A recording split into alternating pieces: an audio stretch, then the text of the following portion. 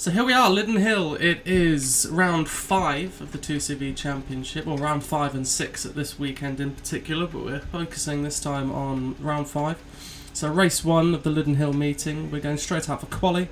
The car ahead of us, you can see the sort of minty blue, beautiful car, the Propolis Tech Rouge car of Andrew Bull. He's actually the race championship leader, and we worked really well in qualifying at Croft. So we thought we'd give the same sort of tactic a go.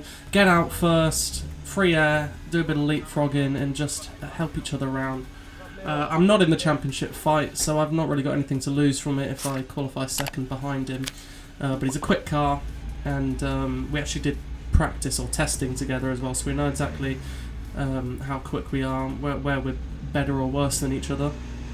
So we'll head straight out onto track, following Andrew round out of the pit lane, actually enter straight into the final corner of the track, and then we go on to we call it the start straight, but it's not particularly straight. It's got a bit of a curve at the end into turn 1. So we head straight out, get the tyres up to temperature, get yourself in the zone, a bit of a sighting lap sort of thing, get back in the groove.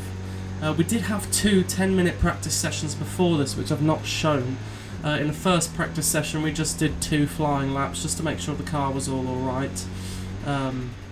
We were going to opt not to do it because I was actually running quite short on tyres, really abrasive track here, but we decided to, and it's a good job because I came in after my 2 flying laps and the car was just terrible. There was something wrong. I didn't have much turn in, the rear end was ridiculously twitchy and there was just no confidence in it, so we brought it in, checked it all out, and it turns out that all of our damper settings changed mysteriously. Now they don't tend to change on their own, so possibly something weird going on there, but we'll assume not.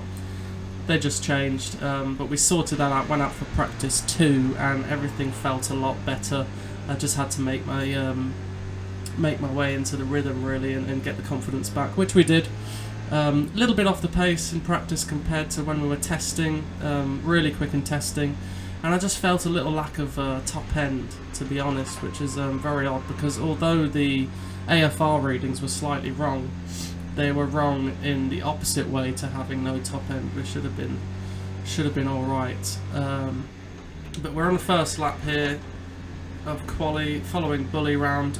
We're just sort of getting into the groove of things now. Takes you a lap or 2 just to get up to speed. Possibly not for the really fast guys, they're straight on it, but we will take a little bit of time. But a solid first lap from both of us. A little bit faster through the final corner I did notice, but everywhere else we were pretty much on par, so sitting behind him for the moment I think was a good idea, and it got us some good laps. So for the opening sort of 75%, as you can see, Andrew Bull having a bit of a moment there, so we swap positions.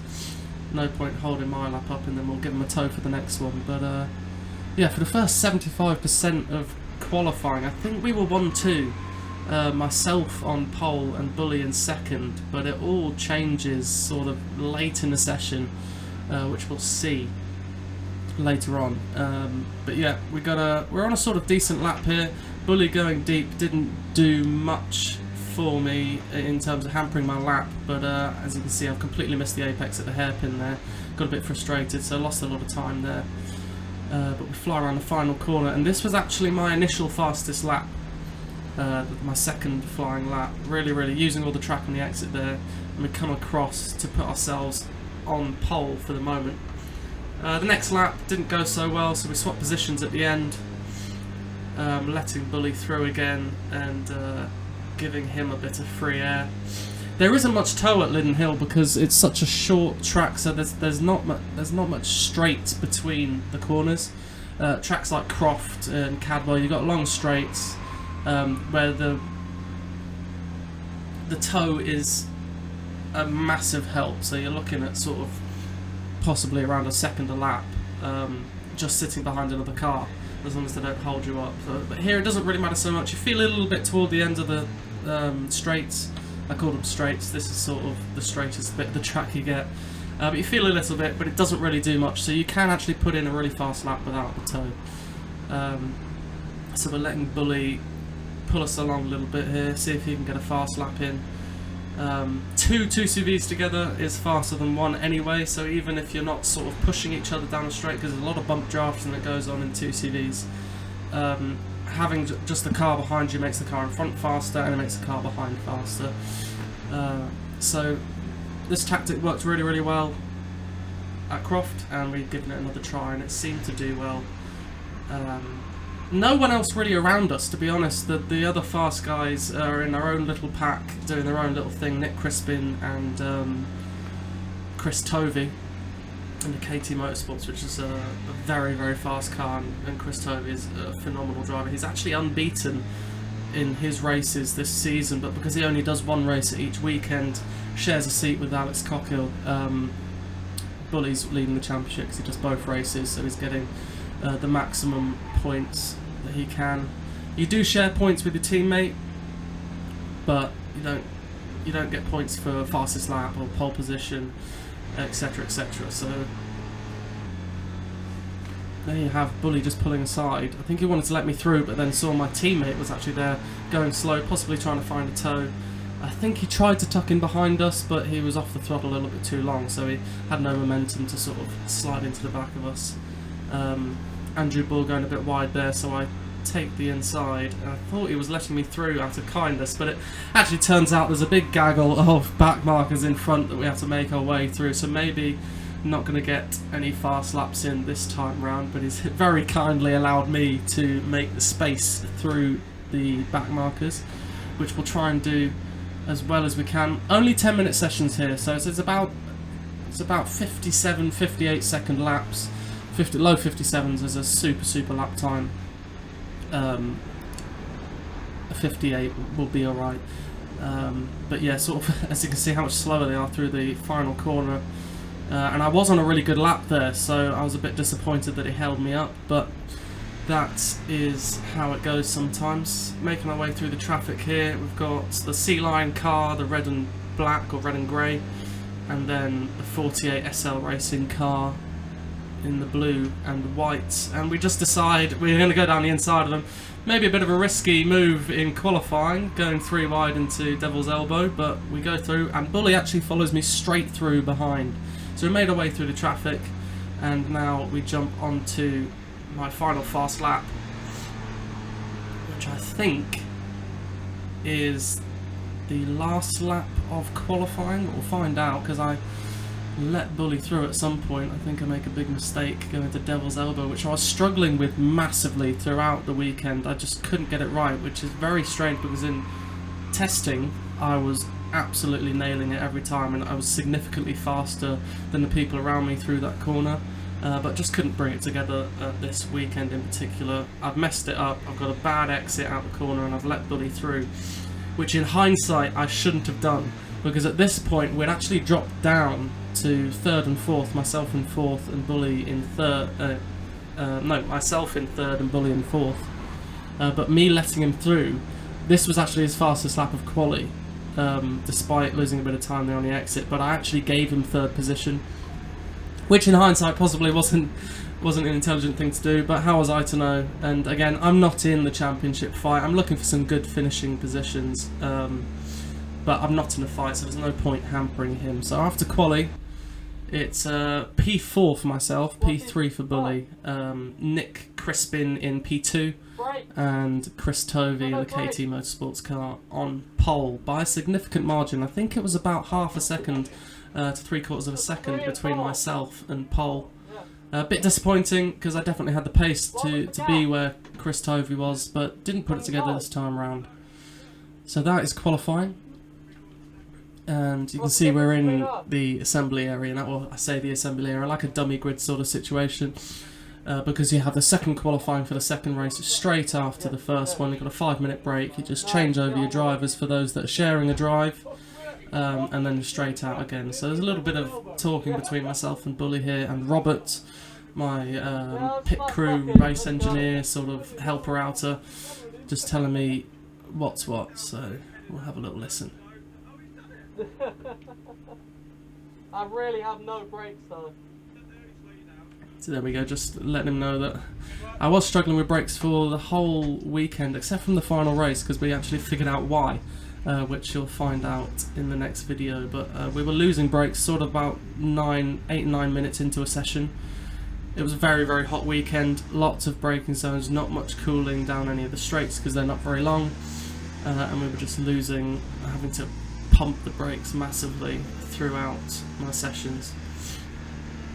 But yeah, so straight into the race. Qualifying 2 will come in the race 2 video. But lining up on the grid for the green flag lap. Now I've picked my what I thought was fourth place spot, but I actually got it completely wrong. They're doing a staggered grid here, 2 by 2 right next to each other. So moving into my actual grid slot, getting it a bit wrong there, and waiting for the rest of the grid to line up. So we do 1 green flag lap, warm your tyres up, get yourself in the zone. Not much warming required here because it's so hot at the moment. Really, really hot day. So not much required there.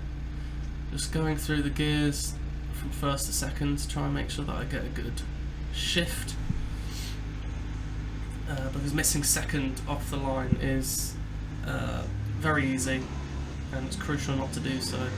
So we do a little bit of a practice start. And there you go, I jammed up second, couldn't quite get it in, shaking my head. Hopefully we get it a little bit better next time around. So, green flag lap, warm up the tyres, get yourself in the zone, and get ready to go racing.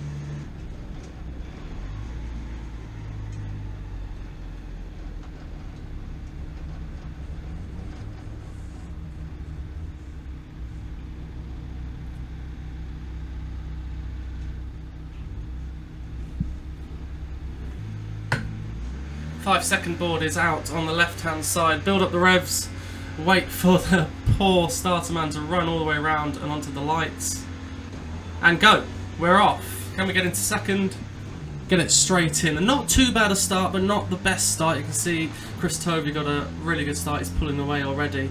And Nick Crispin probably got a similar start to me. But down the inside is the C-Line car. Now notice Andrew Bull is not there.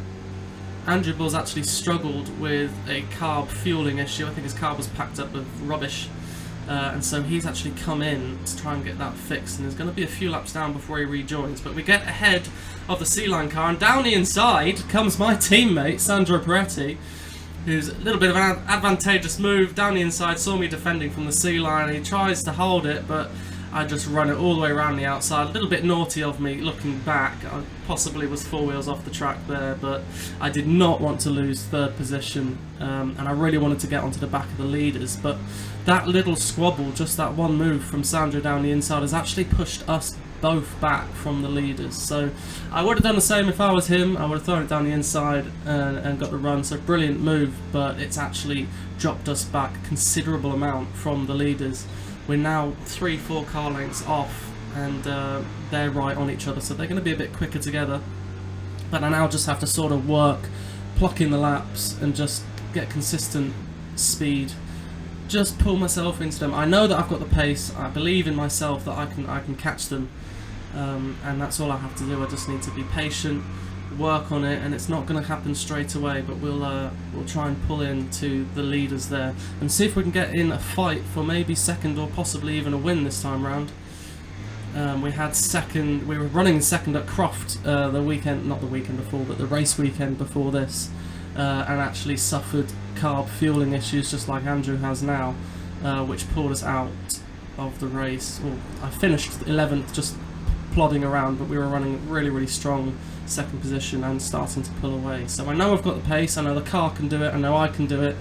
It's just a matter of getting the laps in and trying to catch them, because Chris Tovey leading at the moment, ruthlessly consistent, super quick, rarely makes a mistake, and Nick Crispin in front as well. Prone to the odd mistake. You won't see a practice session where he doesn't go across the grass, but when it comes to the racing, he is really quick, and he's been racing these quite a while, so he knows exactly what to do when someone's attacking him. I'm relatively new to the front end. I've been sitting around about the midfield the last couple of years with basically having a lack of power compared to everyone else. But now that we're up here, we need to start thinking like the big boys and pluck in the laps. So let's see if I can catch these guys ahead.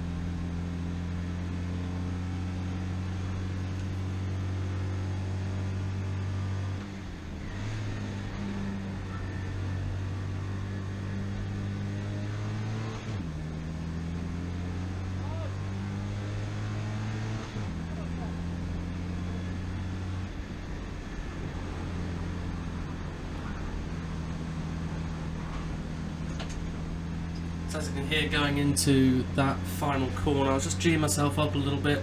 I've lost a little bit more time to the guys ahead, which I was obviously not happy with, and went a little bit aggressive into the final corner, running quite wide, using all the track, but really on the limit there. Desperately want to catch these guys now, so just G'ing myself up, tell myself to push. I do a lot of talking to myself in the car compared to other drivers. Well, people are very silent in the zone, but I do tend to talk to myself a lot when I'm driving.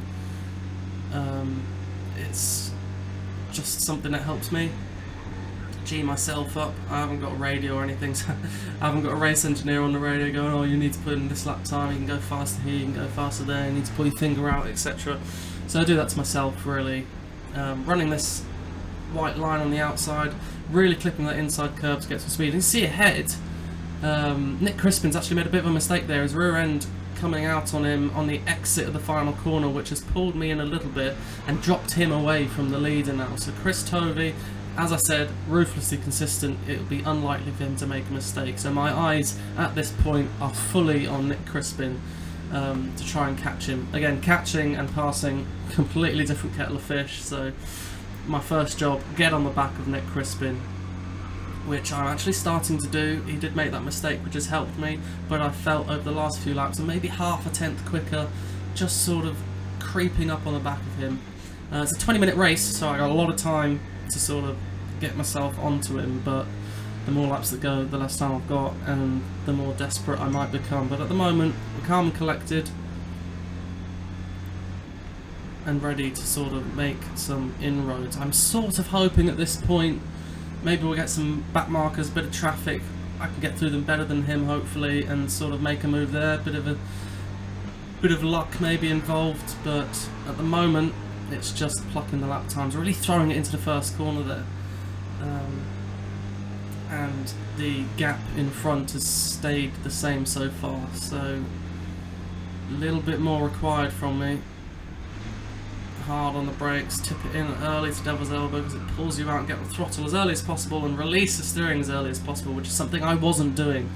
Looking back from my testing videos to my race and qualifying videos, I was releasing the steering a lot earlier in testing, which was giving me a better drive up the hill. There we go, gearing myself up again. When it came to race day, I was just holding on the lock a little bit too long, which was actually inducing a bit of understeer and pushing me wide, scrubbing the speed off, and again Nick Crispin loses the back end just a little bit, but I'm not there to capitalise, so I need to get closer and capitalise on any mistakes that they make in front. Really tight entry for the first corner, which is a bit different compared to other drivers. They seem to go a little wider and cut in, but I felt like the tighter line was a bit better for me, and creeping on now, possibly 2 car lengths between me and Nick Crispin now. As you can see ahead, I've managed to catch them, and I'm closer to Crispin than Crispin is to Tovey, so maybe a fight for second place is on here, but at the moment P3 would be my best ever finish in the first podium. I'd be very, very happy with that, but as a racing driver we always want that little bit more, and I can see him ahead and I want that second spot on the podium, so let's go. Chuck it into the final corner on the throttle as early as possible, a little bit of counter steer there, and Crispin's rear end is very twitchy around there. There's 3 laps in a row now that he's been having to collect it just a tiny bit to get through and out the corner. I'm really closing in into the entry of the first corner now. Is it time to start pushing for that second place? He's got a bit of a better drive out the corner, but not losing too much. We're really about a car length and a half now between us. Tip it in for devil's elbow, getting the power as early as possible, off the steering and up the hill. Now we're starting to get a little bit of toe from it. Only kick in at the end of the straights, but it's a little bit more lap time gain for us overall, so hopefully we can start really closing in on him. Losing a bit of power, losing a bit of pace out of the hairpin there. Into the final corner again, really close to that inside curb, which is dangerous inside curb because it's so aggressive. You touch that inside curb, it's going to push you right out wide, and you're probably going to take a trip through the gravel, which is not going to help you at all. So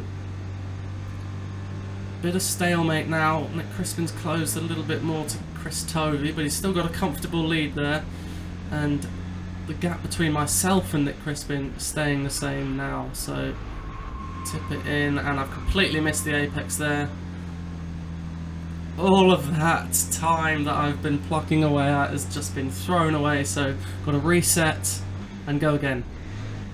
Tip it in for the hairpin on the power as early as possible. Try and get a late apex straight in the car as early as possible. Don't run too wide. Down the hill into 4th. Run this outside curb, just tip it in on the power straight away. Correcting the car just that slight bit. And as you can see, the gap that I gained, I've lost all in that one corner going up the hill. So we've got to start working again to catch up with Nick.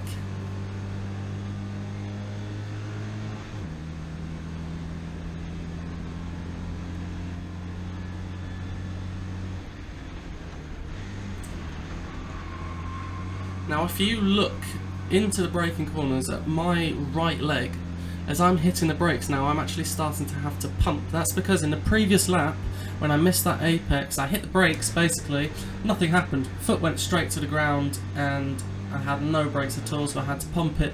Was a little bit too aggressive. After pumping it, locked the brakes up, just pushed the car forward and lost all that time. So this is what I was saying about really struggling with the brakes.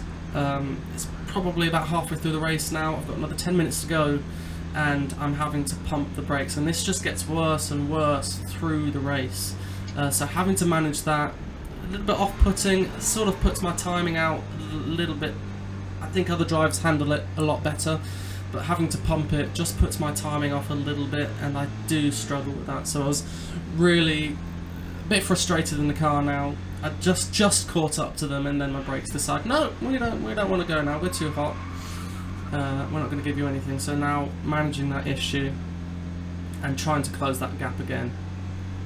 If you just watch my brake into the hairpin, right leg, 1, 2, 3, 3 pumps on the brake to get it chucked in. I think that actually exacerbates itself. Towards the end of the race, I was hitting the brakes probably 6 or 7 times going into the hard braking zones, which was so frustrating. But still got just enough pace to hold on to these guys. Maybe we can make something happen. We've just got to wait for those back markers now. I think that they're the only sort of saving grace for me at this point. If we catch the back markers and they get held up, I've got to take an opportunity and just make the best of that situation and try and get past them. Bit of luck involved there if it happens, but we'll see what happens going forward. Devil's elbow again. Too much lock on seat, holding the lock all the way out pushes me wide, and the engine just bogs down a little bit as you get on the throttle up the hill. Down into 2nd, turn it in, looking for a really late apex now because I'm just trying to optimise my exit at this point. I can't get a good entry because of my brakes. I've got to try and optimise the exit and go as fast as I can down these straights to catch up with them, which at the moment isn't working out. The gap is opening up just a tenth, maybe half a tenth a lap now. But Nick Crispin also losing touch with Chris Tovey, who's just driving a superb race, just nailing in the laps, nailing in the apexes, and just pulling away now. So my eyes are still firmly on P2. I've got to get this done. I've got to catch him. We've pulled away massively from the rest of the pack. My teammates Sandro and the Sea Lion car are behind, battling tooth and nail for 4th position. And there you go, me shouting at myself, trying to get me to pull some sort of pace out of my arse, but tip it in. Looking for the late apex again. It's all about the drive out at this point, and it was not a good showing. Now you can see ahead of Chris Tovey, all the back markers are there now. There's a gaggle of about 5, and then down the road there's a gaggle of about another 4 or 5 cars. So this is the point where I'm thinking, let's just focus on making the best of any mistakes or any hold-ups that the guys ahead get. Tipping it in a bit too aggressively there, having to correct the rear end. It's going to lose me some time. But I need these back markers now to pull anything out of this race. Obviously P3, brilliant. I'll be more than happy with that. But we want that P2. He's right there, and we've got a gaggle of cars ahead that could help us get that P2. But the brakes issue is sort of really starting to get a bit too much for me. As we turn it in, the first set of back markers. Crispin pulls through one, and he's already next to the other.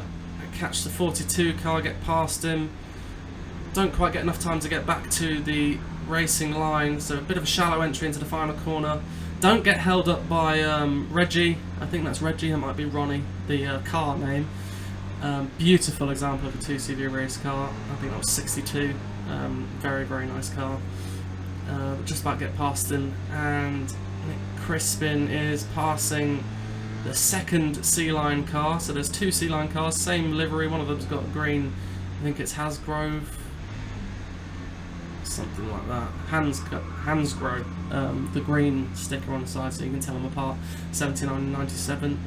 And then we've got 96 of Jenny Hall in front of us now. So are we going to try and... yeah, we're going to go for it. Late, turn in. And then you can see the 48 car's actually locked up, gone straight on, which has let Nick Crispin through. And he's dropped back behind the ECAS car now. But I don't think he realises that I'm actually a leader, and he's pushing me all the way to the inside. So I've got to take this final corner right up against the apex. Losing a bit of time even to the ECAS car there. Pulling away on the exit. Really frustrated me there, because I've actually got the worst hand I could possibly been dealt with these back markers. Chris Tovey has flown through them, by the way, in the lead. Absolutely flown through them. A little bit of luck involved there, but again, he really has a great racing IQ, so he knows exactly what he's doing. Get through them easily, and Nick Crispin has actually also done a fairly good job of getting through them. We both got held up a lot more than Chris Tovey, but I've obviously got a slightly worse hand with the traffic there, and the 48 car locking up, which has helped me up a bit. 72 letting me through very nicely.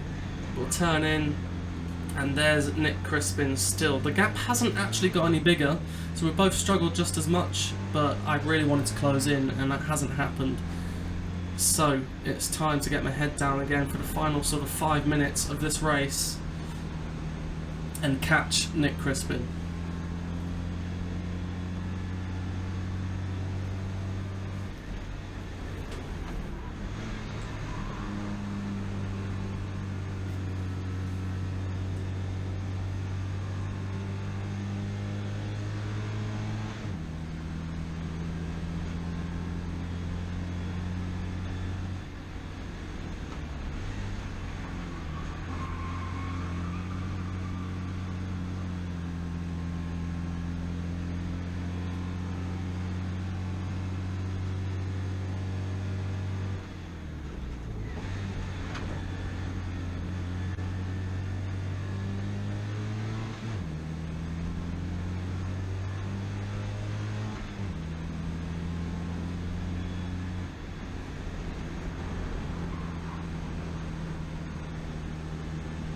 There we go, Nick Crispin's actually gone really wide there, gone through the gravel, possibly touched that inside curb. But again, I've lost all this time and I'm just not close enough to capitalise. So if I was closer, I may have been able to capitalise on that mistake and really close up on him. But I think it knocked his confidence just a tiny bit, because from then on, I managed to start gaining just that little bit and catching him again. So looking for a sort of last few laps hurrah to try and pass him for second place. Starting to get used to the brakes problem, but they are worsening as I go through, so I'm having to adapt every lap to just a little bit less brakes, but we're now starting to catch, so let's try and push as hard as we can for these final few laps to get second place. As down the hill we come again into third, and then straight into fourth. Tiny dab on the brakes, turn it in, on the throttle again. As close as I can to that inside without touching the apex, or the curb on the inside. Touch the apex obviously, but not the curb. And push. Throw it into this corner, really shallow, on the throttle, straight away, up the hill. We gain a little bit again on Nick Crispin, as he's going very wide on the exit of here. I did notice the leaders doing a very different line to me through the first corner. But as I wasn't losing anything, I didn't want to change too much and sort of throw away my muscle memory. starting to catch now. He's right there in front of us. We need to start pushing just that little bit extra, another 2%, and we can get him. I know we can. So let's just push, throw it in on the brakes, turn in on the throttle as quick as possible, as early as possible, and straighten up that car down the hill into third. Catching a tiny bit of toe now into fourth. Dab the brakes again on the throttle. Catch up, catch up, catch up. Come on, push it through the corner.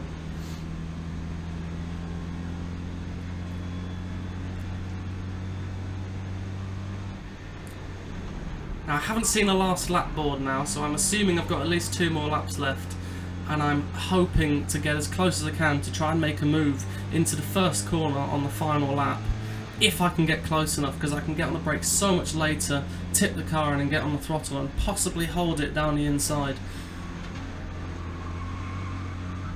Finally getting that apex at Devil's Elbow and up the hill. He's right there in front. We need to do something about this. On the brakes, tip it in to the hairpin, and I'm close now. At this point I can start getting myself into a position where I'm just going to need 1 more lap to get right on the back of him. I can get right on the back of him, then I can make the pass into turn 1. We tip it in for the final corner again, down a straight, and oh no! That's the checkered flag, and unfortunately we didn't see the final lap board, so I haven't quite got the time I needed left, and we're going to have to settle for P3. loads of hard work in that race. Really difficult to try and stay on the back of him, but I managed to stay on the back of him, and given maybe 5 more laps, possibly I could have made the move. But a thumbs up to Nick. Great battle. It wasn't wheel-to-wheel battling, but it was more of a sort of mental battle between us, just trying to keep that pace up. But massively happy with P3. It doesn't look like it. I'm a bit disappointed I could have got P2. There we go, it's finally kicked in. My first podium, P3, that will do. Thank you very much. We're looking positive for race 2, which I'll see in the next video. We'll try and get a little bit higher on the grid for that one. But just thanking everyone. Loads of spectators at this Lydden Hill round. There was a Historics on the Hill festival, so loads of historic cars. Giving a thumbs up to the photographer. Great man, Adam Lyons there, does some brilliant photography for us. So yeah, coming into Parc Fermé again, or the paddock. We've got my mechanic on the left, the right hand side there, just giving me a bit of a wave, bit of a G. Yeah, P3, not too shabby at all, super happy with that, and hopefully we can take this momentum, pull it forward into the next race, which we're looking good for. You'll see that in the next video. So thank you again for watching. If you did enjoy the video, of course, give it a little like and subscribe to see further videos as we go through the end of this season and into next season, as we hope for some more podiums and wins. An update on the Bacon Racing team for this weekend. In this race, Sandra Pretty finished in 4th, right behind us in the 30. Bacon, as you can see him pulling in just to the left there. Massive race-long fight with the 97 Team Sea Lion car with David O'Keefe in it. They had a fantastic bit of fun there, but yeah, that was race 1 of Lydden Hill, and we finally managed to get a podium. So a bit of silverware to put in the trophy cabinet, and brilliant to bring up my confidence and push forward into the next few rounds. So coming up in the 2CV Championship, obviously you'll see race 2 of Lydden Hill, which will be coming out soon, and then we have the Snetterton 24 hours 2CV race, which we hold every year. Obviously it's a 24-hour race, 4 or 5 drivers per team. I won't be racing in my car. I'll be in the Twin Snails car 41, Martin Ryman's car, and Sandra Pretty also be racing, but again not in his car. I'll be in the Gadget car, so we'll both be in different machinery. A little bit of learning curve for us, but hopefully we'll have good fun there. And then following the Snetterton 24-hour, we have Alton Park, which is the next sprint round. That's in October, on my birthday weekend, so hopefully we can bring back some more silverware, possibly a win from Alton. Probably be wet because it's October, but we'll see how it goes.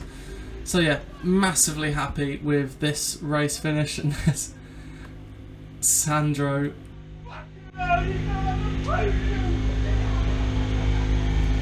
giving me a massive hug.